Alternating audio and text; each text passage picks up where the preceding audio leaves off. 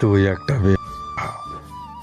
আমার জীবনের সবচেয়ে বড় ভুল হচ্ছে তোর মতো বিশ্বাকে বিয়ে করে।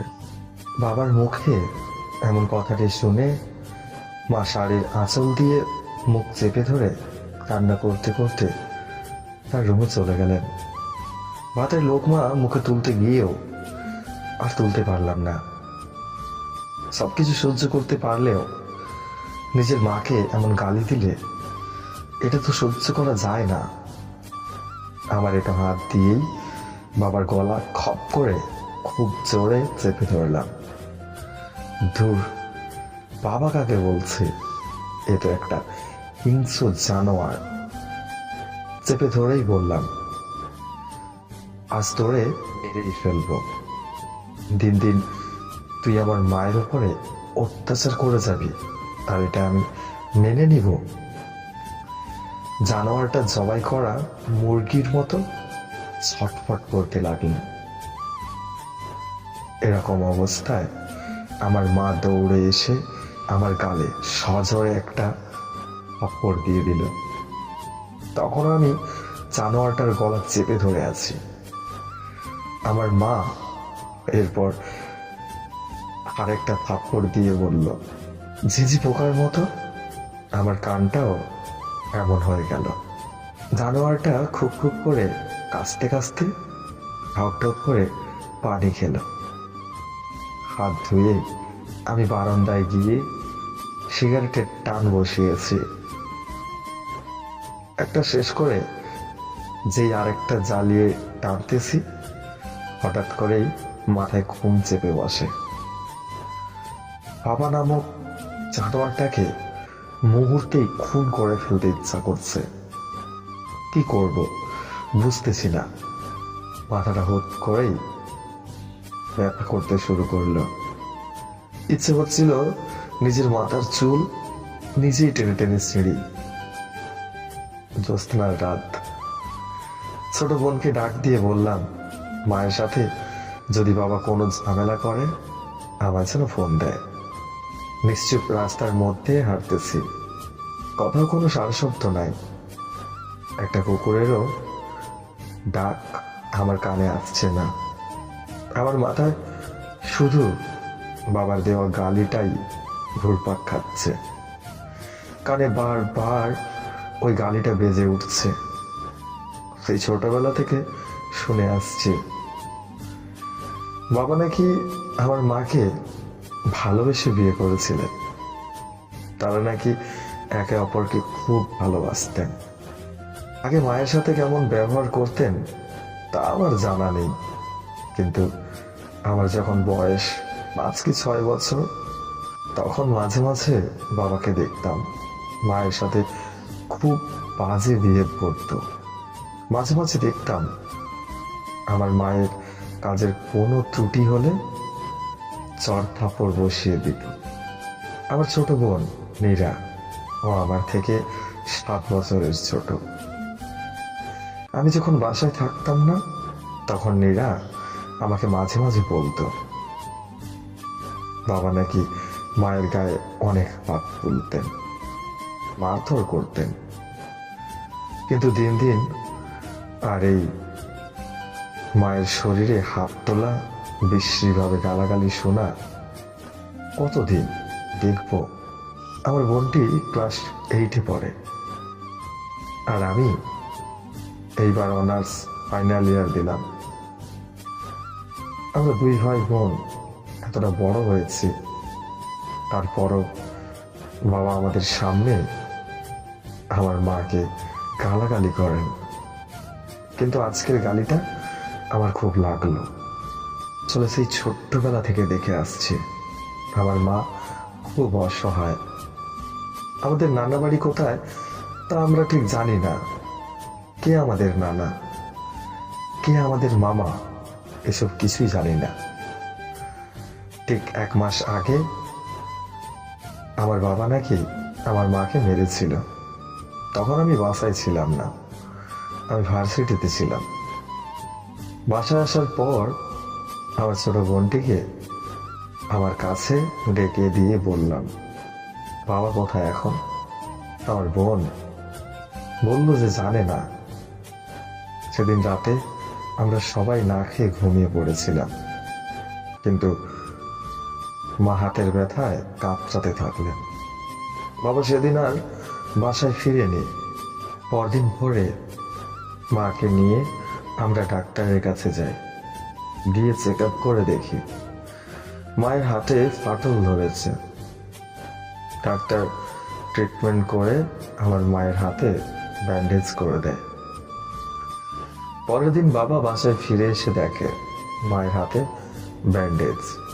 তারপরও লোকটা একটা বারও জিজ্ঞেস করলো না তার হাতে কি হয়েছে।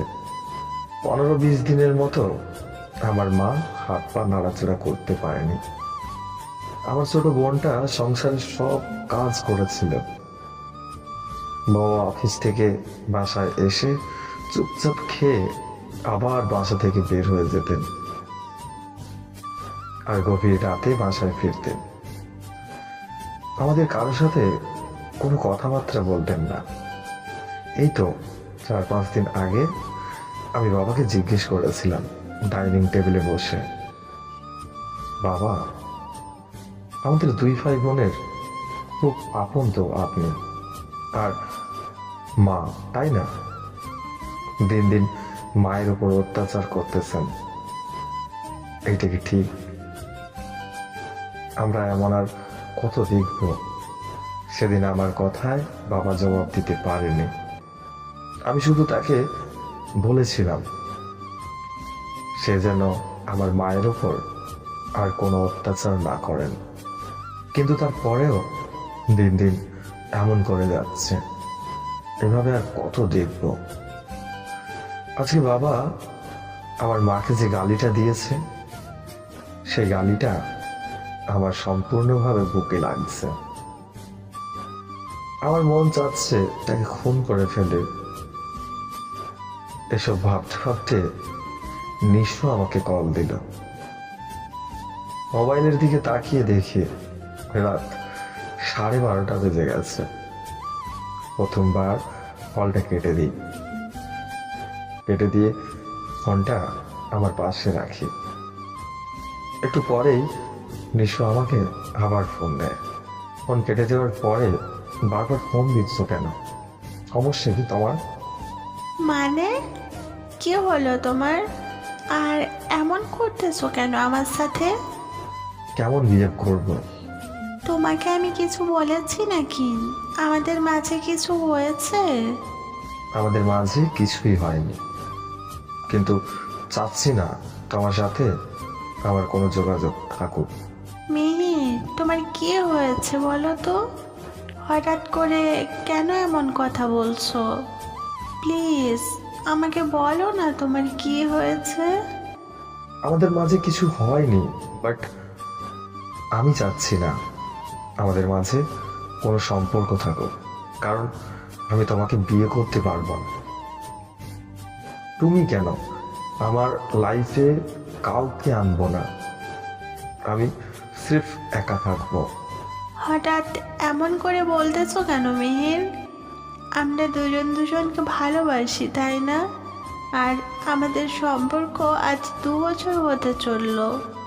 প্লিজ আমাকে বিরক্ত করো না, আমাকে একটু একা থাকতে দাও।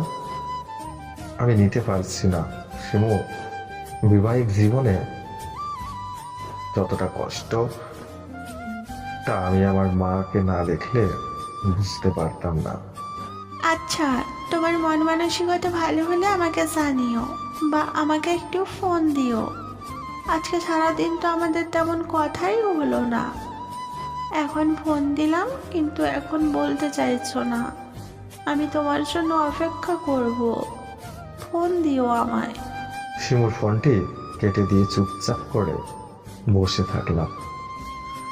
সিগারেটের প্যাকেট থেকে সিগারেট জ্বালাতে জ্বালাতে বাসায় ফিরলাম। বাসায় ফিরে দেখি রাত 1টা বেজে গেছে। আমার মা এখনো আমার অপেক্ষায় বসে আছে। আমি বাসায় ফিরতেই মা বলল, আজকে তুই তোর বাবার সাথে এমন করলি কেন বাবা? তুই তো সেই ছোট্টবেলা থেকে দেখে আসতেছিস তোর বাবা কেমন। এটা তো নতুন কিছু না, তাই বলে তুই তাকে খুন করতে চাইবি? হ্যাঁ, আমি জানোয়ারটাকে খুন করে ফেলবো। আর দিন দিন কত এমন দেখবো, আর কত তুমি অত্যাচার সহ্য করবে। আমি সব কিছু সহ্য করতে পারবো, কিন্তু তুই তোর বাবার সাথে এমন বিহেভ করিস না। ওই জানোয়ারটাকে আমার বাবা বলো না তো, ও আমার বাবা না। কিসের বাবা? আচ্ছা, খেতে বস। তখন তো না খেয়ে উঠে চলে গেলি, আর সেই 3-4 ঘন্টা পর এখন আসলি। কিছু বলবা? আমি ঘুমাতে যাব। এইসব বলে আমার মায়ের সামনে থেকে আমার রুমের দিকে হাঁটা দিলাম।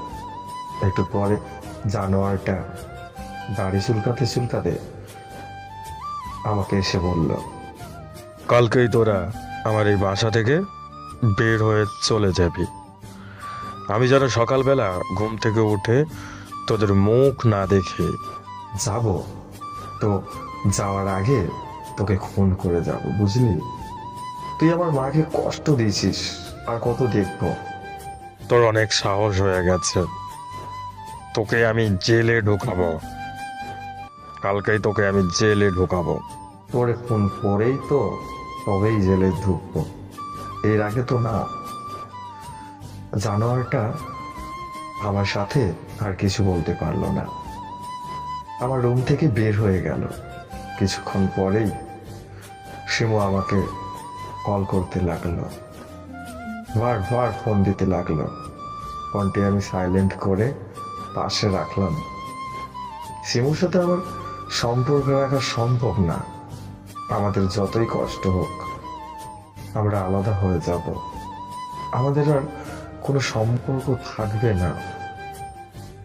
ভোরবেলা ঘুম থেকে উঠে দেখি জানোয়ারটা। সো বন্ধুরা, আমাদের গল্পটা যদি ভালো লাগে আমাদের চ্যানেলটি সাবস্ক্রাইব করুন, আর এর নেক্সট পার্ট দেখার জন্য বেল আইকনের অল ঘন্টিটা বাজিয়ে দিন। আর হ্যাঁ, একটা লাইক করে কমেন্টে জানিয়ে যাবেন কেমন লাগলো। আপনাদের একটা একটা কমেন্ট পেলে আমরা মোটিভ হই নতুন নতুন গল্প বানানোর জন্য। ধন্যবাদ।